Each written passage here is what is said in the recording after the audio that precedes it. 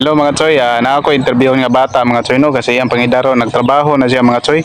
Haluoy kay mga choy, ako nga tuon to sa junk shop nagtrabaho mga choy, ato mga choy ba. So ato nga tuon mga choy no. Kung gusto mong mukuyog nako, tara mga choy, let's go. Dong. Pwede mo tana. Sabahan, Taga-asam ka dong. taga-tubod. Katubod. Oh. Trabaho nga rin, bata pa magika. May kwarta. Ha? Bugas o papel o lapis. Palitog. Bugas o papel o lapis. Ya, kaya rin din mo. Kabata pa ni mo dong, pila may edad din mo di ay? Pila edad mo dong? Yes. Jis? Naiswila, unsang graduha? Mo di ay? Kugihan kayong bata mga choy no, ato dyan makita nga magtinarong siya siyang trabaho mga choy.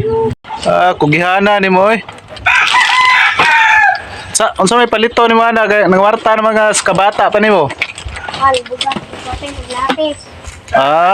Niya makakaya di ka gaso taswa na nga gamay magiging tao. Kaya. Kaya ra.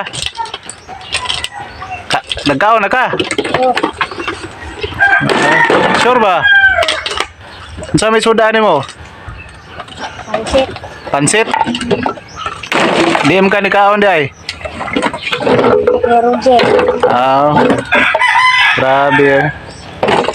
Palit kag bugas taon? O, So na, nasamad ka? Nangwarta in taon siya mga choy no para makapalit siya og bugas o mga papel o lapis niya eskwela niya.